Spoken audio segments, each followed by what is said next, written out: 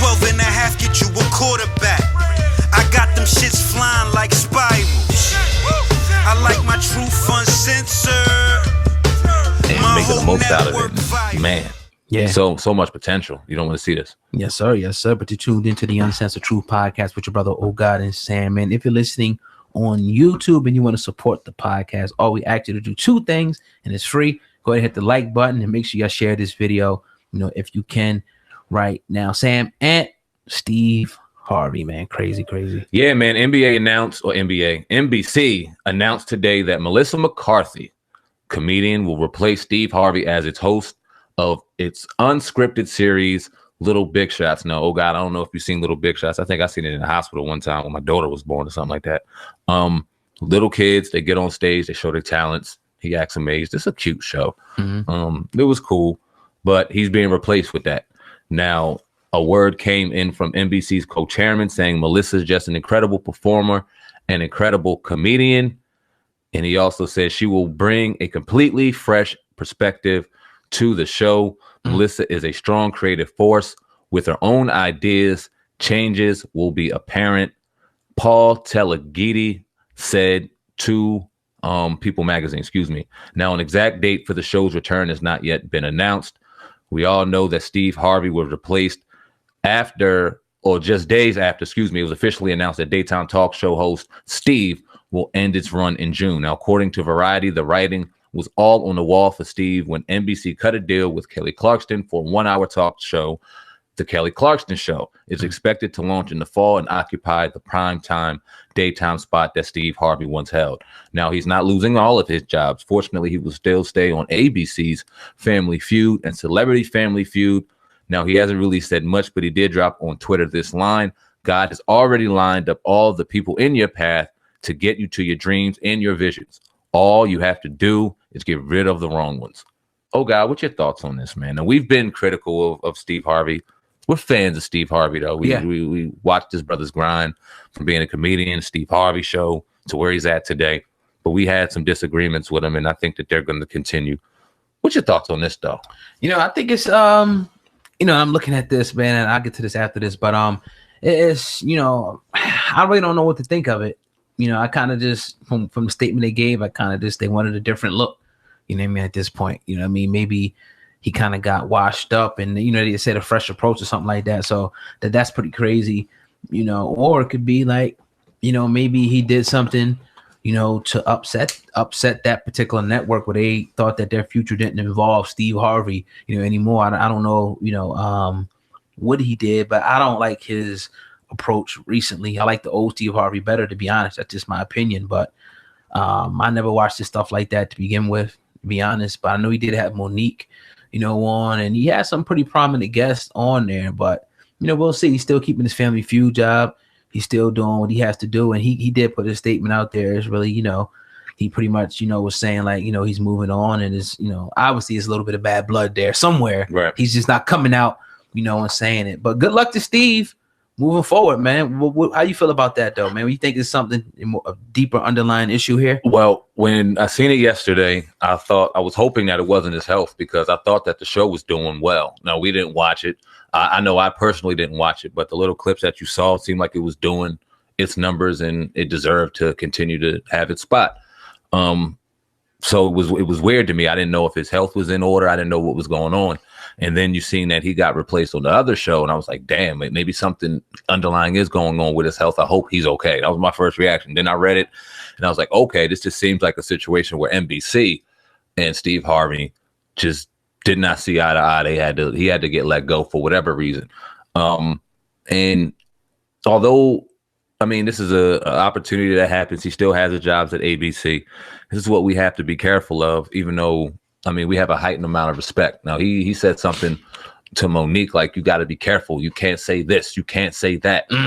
Seemingly trying to take away your voice. And when you take away your voice, you take away your soul. Yeah. And I'm not trying to get on him, because he's a very successful man. Damn sure know he got far more money than I do. Keep doing your thing and keep doing it. But I'd rather just continue to have my voice than to be in a situation where they can snap their finger like they got an Infinity Gauntlet on and destroy my whole world. I thought it was Steve Harvey show. Like, if it's your show, how's anybody firing you from your show? I don't get it. No, they put you in front as a talent.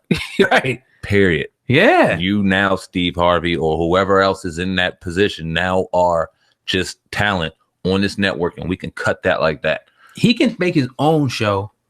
He could literally get his own studio, make his own show, post it up on YouTube, and be if he's as big as his name rings bells like it really does, like we think it does, he should be able to do the same numbers on his own channel and get the same guests. Yeah, get the same guests, got the connection, everything could be the same. Get the YouTube page, for advertisement, sponsorships and everything like that, and be right back where he is. So if it's just about the show, I don't know, but that's why we always preach staying independent. Not saying that you wouldn't go take an opportunity if ESPN wanted you to come on and do a segment and so, hey, shit, go take the opportunity, but remaining independent, ultimately, and saying, okay, I'm just doing this for a period, but this is what I'm building. Beside this is what I got. I don't know. This is my thing. Like, whether you decide to work your 9 to 5 or put in your time, you do what you have to do to provide for your family and do what's right. Just don't be a yes man or a yes woman. Don't feel like you have an obligation to where you got to say, I can't do this because of them. No, you don't. You do have choices. Don't let them strip away your choices in your soul. Mm-hmm. I don't care what the dollar amount is. Now, they start you at the minuscule levels, and the higher you go, they just throw more money in your face, but take more control. And Steve Harvey, I mean, and who knows? He might have walked out on his own accord. We're not saying that he got fired and he walked out on his knees and begging. He might have said, fuck this, I'm out. Y'all need to replace me on this stuff because this is whack. I need to get up out of here. For all we know, he hasn't said much. Right. And I hope that was more like that. I hope that they didn't snatch it up under him and he's hurting right now, because then that just goes to show you that you just got to have a little more of a voice out here. And no, we don't see us in a lot of these opportunities that we search for and want ourselves for, but we are cracking and breaking doors without having to say yes all the fucking time. That's to stay on this path, man, because we're winning. Yes, sir. Definitely. Yeah, man. So yeah, man. That's that with that particular story. What I wanted to say was that I was looking earlier, I seen but that another rapper, was killed in Miami. What? And his name is Hella Bands. Don't know. What I mean? Yeah. I'm not familiar, with him, but he was also killed in Miami. Chicago rapper, AAB Hella Bands, shot and killed in Miami. Doing Rolling Loud? Yeah, definitely doing Rolling Loud. Dirk did reach out and put Dirk know him, Little Dirk from Chicago, so affiliation there. But yeah, so it's been hot. You know what I'm saying? It happened on May the 11th. So yeah, the wild fucking West out there during that, and I don't see it happening next year. I don't even see them bringing it back. And that's a shame, man, because Rolling Loud, you think of the sponsors they could have had out there, the media they could have had out there, the real dynamic weekend they could have really made that shit. Hey, do you think it's directly due to the concert, though? I don't know, because like how many other times, what I was saying, Miami, do they have like big events like this where you will have hip hop from different cities, like guys from Chicago, Philly, New York, everywhere coming, converging on this one city that may not necessarily get along, but it's not that big. Obviously, Miami is not one of the biggest cities in the world, so people run into each other, obviously, at these different venues. You think it's directly a result of that, or do you think it was just coincidence that all this happened in the same few days? I think it doesn't look good on us when you got situations happening like this, in particular in Miami, when you look and think about the EDM and techno concerts that they throw out there. It's some of the biggest in the world. And we don't hear about random gunfire and things like that at these events. And just when you look at the event, we obviously have people out there burning bud, even though it is definitely accepted throughout the mainstream United States. Still, some places it's taboo. So you already throw that in there. You don't know how the residents feel about that. You're going to have abundance of weed out there now. You know how people feel about that. Then you got the city itself flooded, and now you add this. It's a bad look for the concert itself. When you add on Lil Wayne's situation, more situation that we don't know about. I mean, I don't know. It just has to do better in whatever city. I don't see it back in Miami. I could be completely just retarded to that, but I don't see it in Miami next year. Yeah, man. I would say like Atlanta, LA. There's a lot of cities bad. I ain't even gonna try to get into this, but I mean for rappers like Atlanta, Miami, LA, even New York are like, just It's just happening in any of them cities too. Yeah, that's a fact. It's going down. Yep. So keep your head on the swivel, man. But yeah, man, another episode of the Uncensored Truth podcast in the books. You know what I mean? Tonight. We'll be back tomorrow, as y'all know, on Tuesday. You know what? Our second episode of this week. We're going all the way in Thursday and Friday. Also, we will be adding a Saturday show real soon, whenever it's needed. So we'll be adding the 5th day on. As y'all know, Friday night, 8 p.m. Eastern Standard Time, we'll be live on the air. Y'all can check us out on the Uncensored Truth podcast channel on YouTube. I want to give a shout out to everybody that's listening, man, to the podcast. All we ask you to do is give us a favorable rating and share the podcast with at least one other person. That's all I got over here, say, man. Indeed, man. Agree with everything old guy just said. Salute to everyone watching on YouTube. Viral Hip Hop News, Hip Hop News Uncensored, and of course the Uncensored Truth Podcast official channel. We see the numbers growing. We salute. We appreciate each and every one of y'all.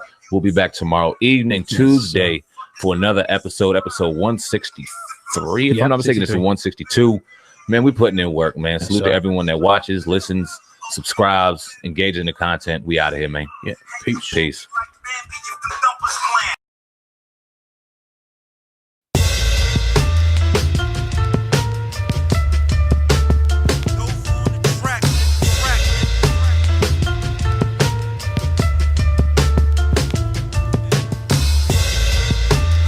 Truth uncensored, my whole network viral. 12 and a half get you a quarterback.